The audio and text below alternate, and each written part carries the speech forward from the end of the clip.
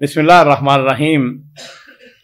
मुअज़्ज़ज़ नाज़रीन व मुअज़्ज़ज़ सामीन इकराम, आपको याद होगा, आपने एक मिसाल सुनी होगी, बचपन में सुना करते थे कि एक दर बंद और 100 दर खुला। सच्ची बात यह है कि बचपन में हमें इन बातों की समझ नहीं आती थी, लेकिन जब बड़े हुए तो कुछ वाक़यात से, कुछ चीज़ों से वास्ता पड़ा तो हमें पता चला कि वाक़यातन अल्लाह ताला की ज़ात बहुत अजीम है, बड़ी है। और बाद ऐसे ऐसे वाक़यात मुहय्यर अक़ूल हमारे सामने पेश आते हैं कि बंदा हैरान हो जाता है। ये जो वाक़या मैं आपको आज सुनाने लगा हूँ, वो कहते हैं कि हमारी दादी, उसका ये तरीक़ाकार था कि जब हमें कोई मुश्किल पेश आती, कोई परेशानी होती, इम्तिहान में कम नंबर आते, तो वो हमें एक मिसाल सुनाया करती थी कि अय्युहन नज्जार नुम का कुल्ल लैला फरब्बुन वाहिद वल अब्वाब कसीरा। वाक़या कुछ इस तरह है कि नज्जार था, नज्जार कहते हैं कारपेंटर को। बादशाह था तो बादशाह ने कारपेंटर अपने को, शाही कारपेंटर, उसको हुक्म दिया। उसने कहा कि ऐसा करो कि मेरे लिए अर्श तैयार करो।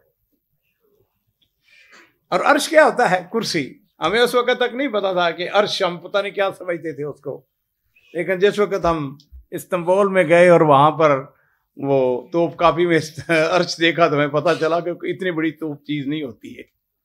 खैर, बादशाह ने हुक्म दिया कि मेरे लिए कुर्सी तैयार करो। उसने कुर्सी तैयार की, बड़ी मेहनत से तैयार की, लेकिन बादशाह को पसंद नहीं आई।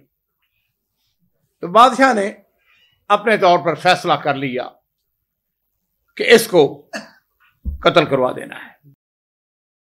बादशाह बादशाह होते हैं। महल्लात के अंदर ये खबर जो है फैलती फैलती उस नज्जार को भी पहुंच गई। अब नज्जार बड़ा परेशान। जिस वक्त अपने घर गया तो उसकी हवाइयां उड़ी हुई। बीवी ने पूछा, हाँ क्या हुआ, क्या बात है, परेशान क्यों हो? उसने कहा, परेशान क्यों ना हो, बादशाह ने मेरे बारे में हुक्म दे दिया है कि उसने मुझको कत्ल करवा देना है और हो सकता है कि कल मेरा कत्ल हो जाए। तो समझदार औरत थी, उसने कहा, अय्युहन नज्जार नुम का कुल्ल लैला। उसने कहा, परेशान होने की बात नहीं है। जिस तरह हर रोज आराम की नींद सोते हो, आज भी उसी तरह सो जाओ, मजे की नींद सो। फरब्बुन वाहिद, रब एक है, वल अब्वाब कसीर, और दरवाजे बड़े हैं। वही बात जो कि मैंने पहले अर्ज की, एक दरवाजा बंद है और 100 दरवाजे खुले हैं। उसने कहा कि मैं कैसे? उसने कहा, नहीं, मैंने तुम्हें कह नहीं रही, आराम से सो जाओ, रब एक ही है, रब के हाथ में हर चीज। उसको खैर चैन आ गया, सुकून आ गया। उसने कहा, बात तो ठीक है, सो गया। अब जिस वक्त फजर का वक्त हुआ तो उसने देखा कि शाही जो पुलिस है वो आ रही है, घोड़े दौड़ते हुए आ रहे हैं और वो खनखनाते हुए, उनके हाथों में जंजीरें हैं, वो हथकड़ियां हैं और उनकी आवाजें आ रही हैं। उठ बैठा, परेशान तो था।